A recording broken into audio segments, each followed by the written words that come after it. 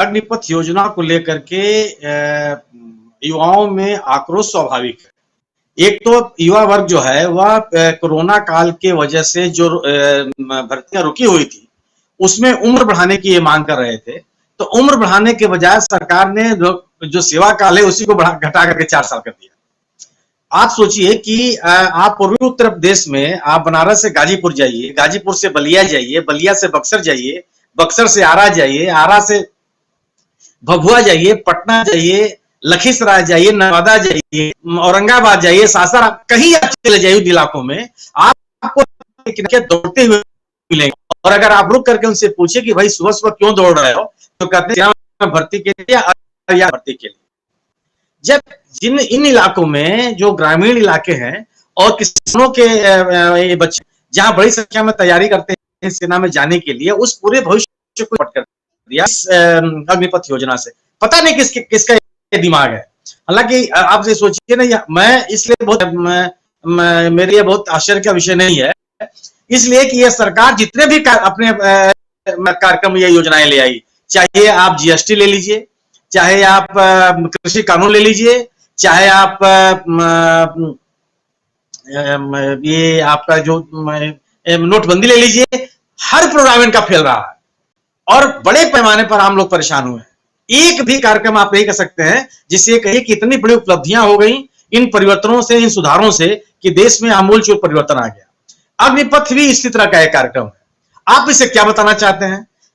Pension का रोना रो करके आप कहते हैं कि साहब हमें पेंशन का भार इतना ज्यादा है कि हम बड़ी संख्या में लोगों को अपने यहां नहीं रख सकते। अरे सेना के साथ क्यों मजाक करते हैं साहब? और पेंशन जो है यह भी तो एक तरह की सामाजिक सुरक्षा है। अगर आप लोगों को उसको सामाजिक रूप से सुरक्षित कर दिए, पेंशन मत दीजिए। आप विदेशों का उदाहरण देते हैं, आप किसी भी विदेशों में किसी भी व्यक्ति को अपने बूढ़े माता पिता की चिंता नहीं करनी पड़ती, उसके अपने स्वास्थ्य की चिंता नहीं पड़ती, जो बालिग उनका लड़का हो जाता उसकी चिंता नहीं करनी पड़ती। सरकार पूरी तरह से सबको सामाजिक रूप से सुरक्षित करती है। तो आप वहां पेंशन मिले न मिले कोई मतलब नहीं होता।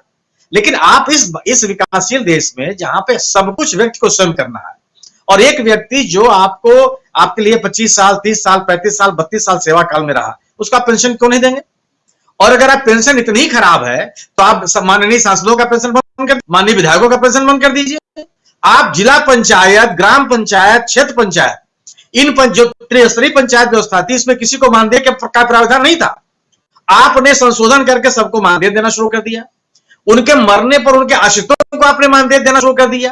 तो एक तरफ तो आपके लिए वो महत्वपूर्ण है, क्यों देना, अगर ये पेंशन इतनी खराब चीज है तो आप उनको क्यों दे रहे हैं? तो सवाल है ना कि इस अग्निपथ योजना से आप देना क्या चाहते हैं?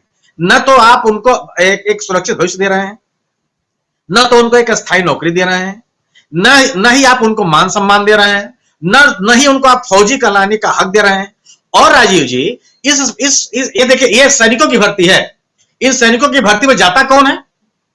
निम्न मध्यम वर्गीय परिवार के लोग, किसानों के लोग, किसान परिवार के लोग, छोटी जातियों के लोग। आप किसी बड़े ठाकुर साहब के बच्चों को नहीं देखेंगे वहां जाते हुए। और आप इन लोगों का हक आप मार रहे हैं। और आप कहते क्या है? आप लालच क्या दे रहे हैं कि साहब जो अग्निपथ से निकलेगा उसको हम विभिन्न अर्धसैनिक बलों, पुलिस की भर्तियों में रियायत देंगे। अरे जब वहां भर्ती हो ही नहीं रही है तब रियायत कहां दे देंगे? किस बात की आप उनको आरक्षण दे देंगे? पिछले 8 सालों में अर्धसैनिक बलों में और भाजपा शासित राज्यों के पुलिस बलों में कितनी भर्तियां हुई हैं कि आप इनको एक लालीपाप दे रहे हैं कि नहीं साहब आप इनको प्रोत्साहन देंगे? तो उसका भी कोई मतलब नहीं है। और जो सोचिए, आप आरक्षण की बात करते हैं, आरक्षण तो इस सरकार ने एकदम निगल गई। अगर आपने हर विभाग सोर्सिंग शुरू कर दी, नियमित भर्तियां होगी ही नहीं, तो आरक्षण किस पे मिलेगा? और आप तो कहते भी है ना कि निजी क्षेत्रों में रोजगार के अवसर तलाशिए आप, और निजी क्षेत्रों में आरक्षण की कोई बात नहीं बनती। तो हर जगह आप न तो आरक्षण की बात करते हैं, न युवाओं के भविष्य की बात करते हैं, न भविष्य की बात करते हैं, न बेरोजगारी के इश्यू को एड्रेस करने की आप किस तरह कार्यक्रम है? आप बेरोजगारों की संख्या देखिए, बढ़ती हुई बेरोजगारी का दर देखिए, और उसके बाद इस योजना को उससे तुलना कर लीजिए आप। तो युवाओं में इस तरह का आक्रोश होना स्वाभाविक है। और आप कहिए कि बलिया में, बिहार में इस तरह का आक्रोश क्यों है? बड़ी संख्या में लोग यहाँ फौज में जाते हैं। क्यों? बिहार में उद्योग है नहीं कि लोगों को औद्योगिक उद्योगों के माध्यम से रोजगार मिले।